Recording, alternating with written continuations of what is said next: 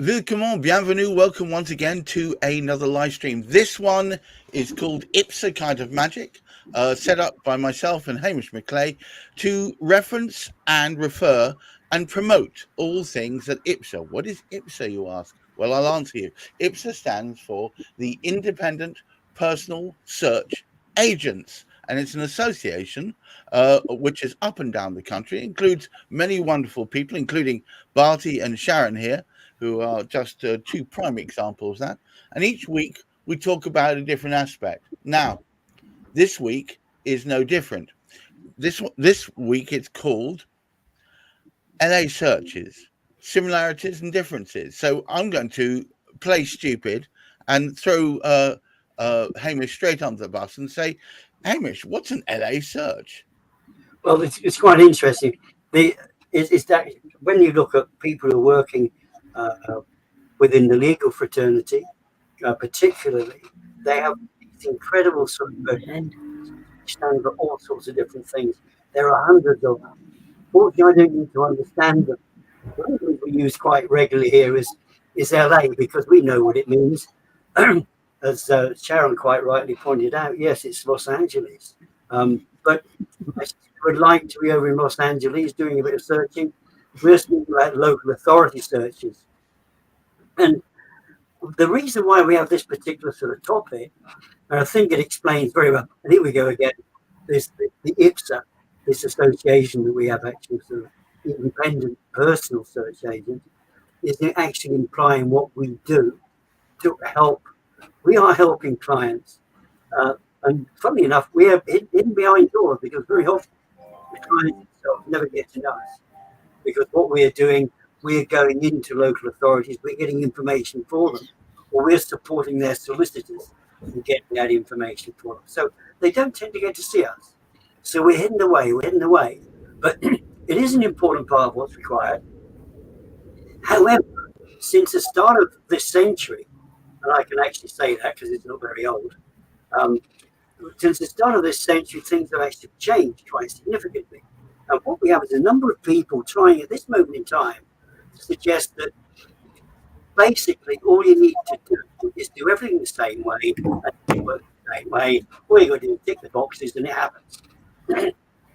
Well, actually, sadly, for many people that don't realise it, there are quite significant differences.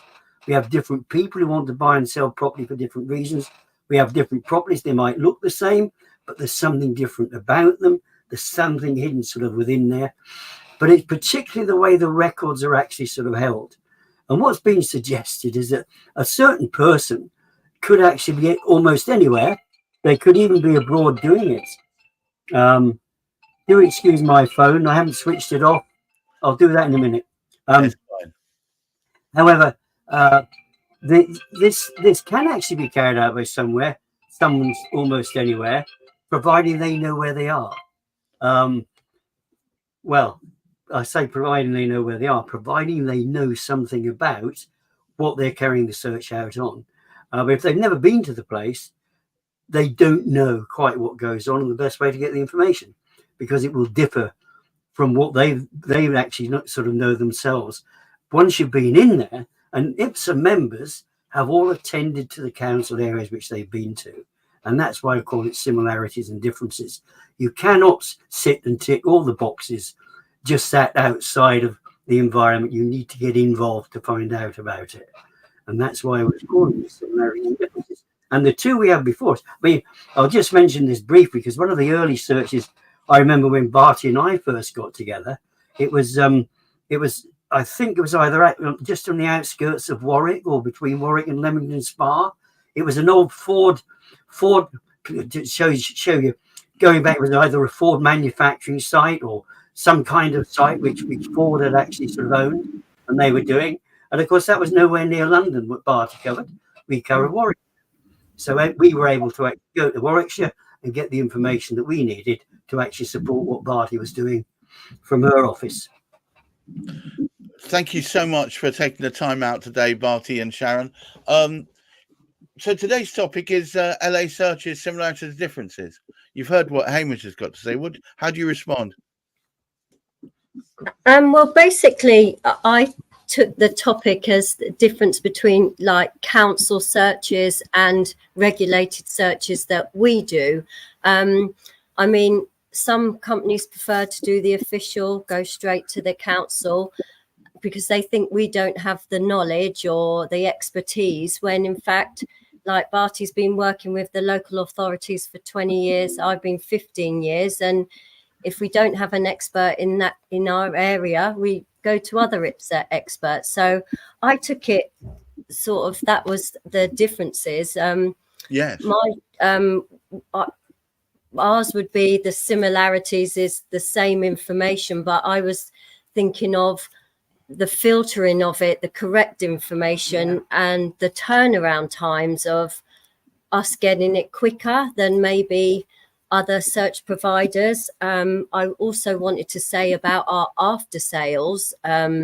So say if a conveyancer gets the information back and he's got a query on building control, he's got a query on the sill, he's like, oh my God, I need to sort this out. I need to go to that department at the council. I need to go to that. And one phone call to us and we'll sort all of that out because we've got the relationship. So that's what I sort of took it out as. And our layouts, I think, although IPSA members have different ways of their layouts of searches, from Whitefield Legal, we highlight all the relevant points on the second page or the front page so they don't have to scroll through. So that was our undertaking really of what we offer.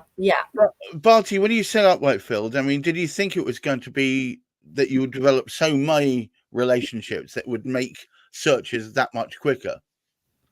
I think, when it was quite new for local authority, because I worked there. I worked in land charges. And when I left and started my own thing, first of all, we had the turnaround period, right? So the knowledge was there, but turnaround in local authority at that time was about 6 weeks, right? Which we were turning around in about 7 days, right? So initially when I started, it was really easy to get into this list, to explain to them what we do, as long as they knew what they did and they were happy to take our services.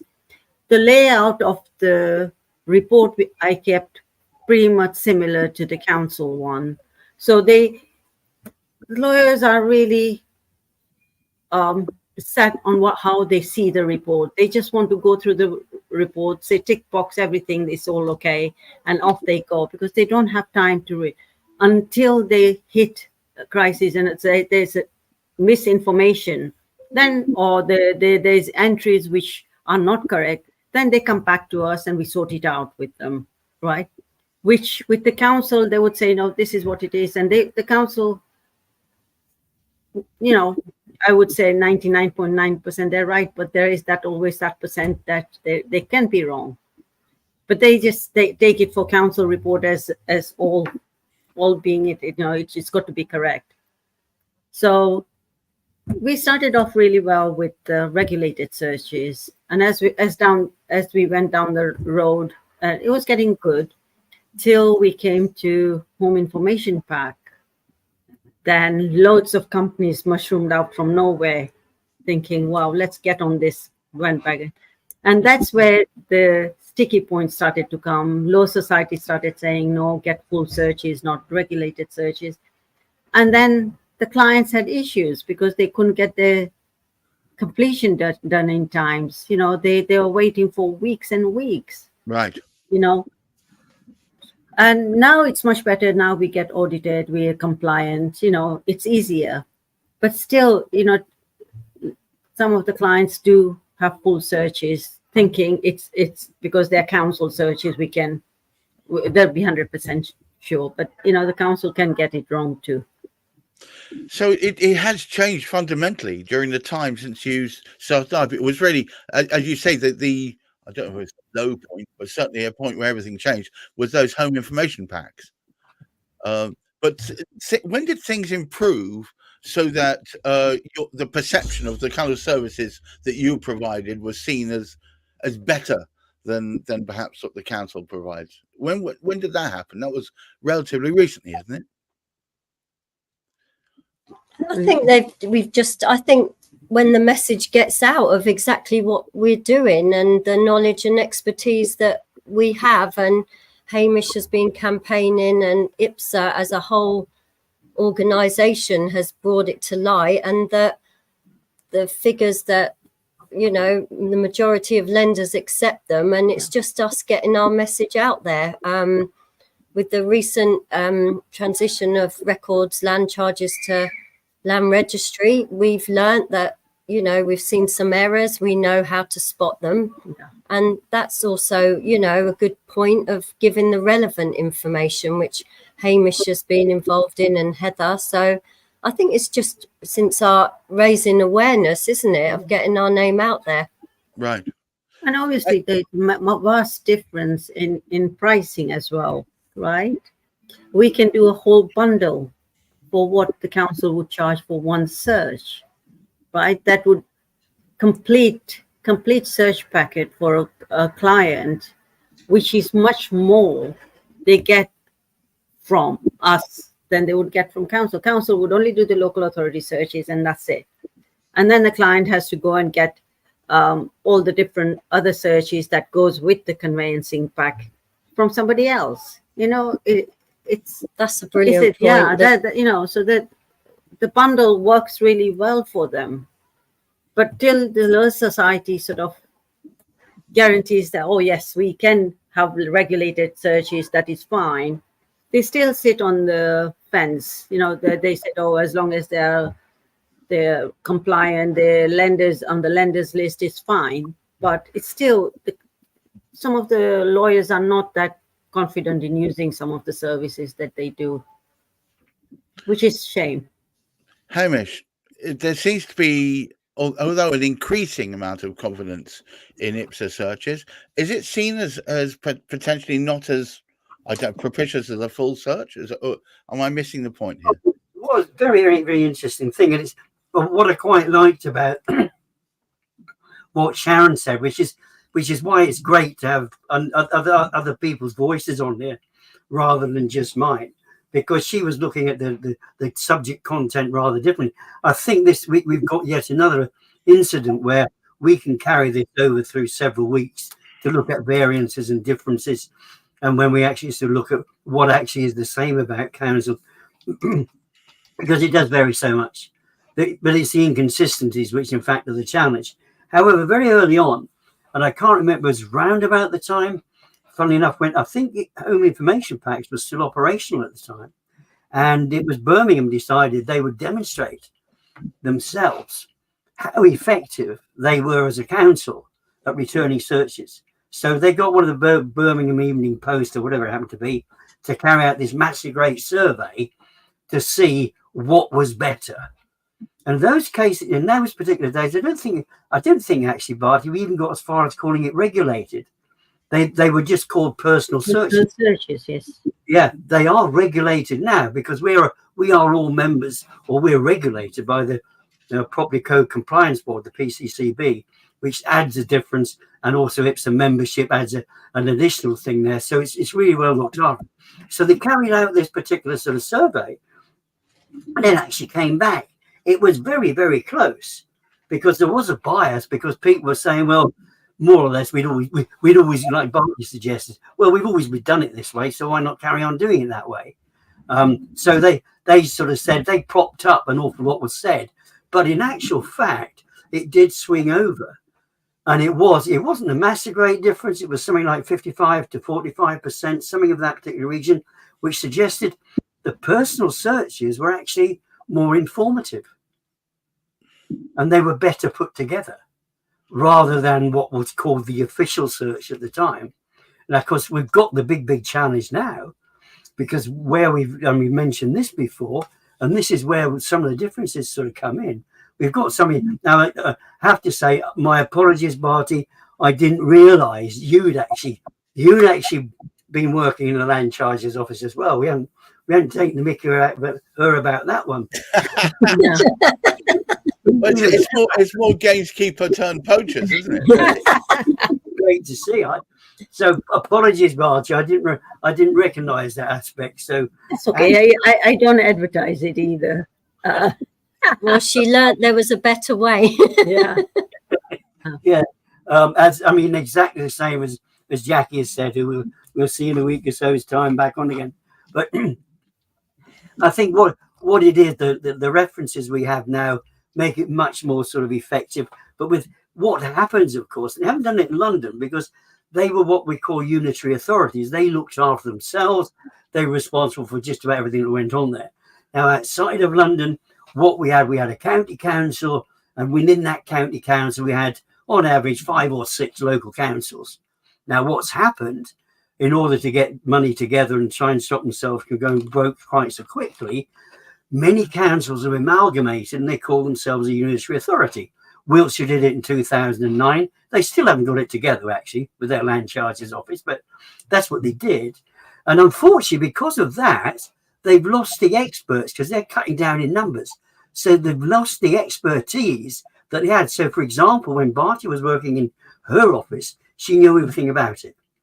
Now, of course, what we've got these unitary authorities. They're getting rid of a couple of people from the experts from those particular, so they don't know how the others are working.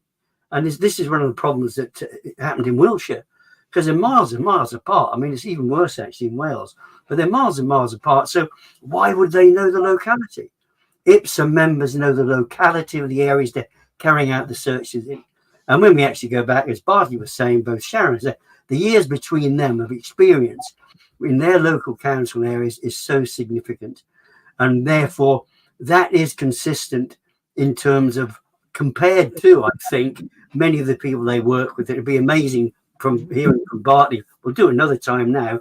And Sharon, as how many people they've actually sort of superseded, who they know much more than the local council people working in the local council area do now. Remember, there is evolution, or not so much. There's a roll around on the staffing in local council a lot. So you get new person at any time, which has to learn the whole thing from scratch, right? So you can imagine the turnaround time gets longer and longer and longer. Well, where we've been there, we've done that. We know exactly how to get the information and give it to clients in a very short period of time. Our reports never is longer than 7 days, whichever council it is we go to. So, that's the difference. It's just getting to know that regulated searches are just equal to really council searches, I would say. All right. Well, look, I, as ever, every day is school day on IPSA. I thank you so much for Bharti and Sharon for helping us, showing the world how incredible it can be to use IPSA members to get your searches done. And Hamish, of course, for putting the thing together. All it remains for me to say is keep your feet on the ground, keep reaching for the stars, and look after that mental health. Until next week, bye-bye now. Thank you. Bye-bye. Bye.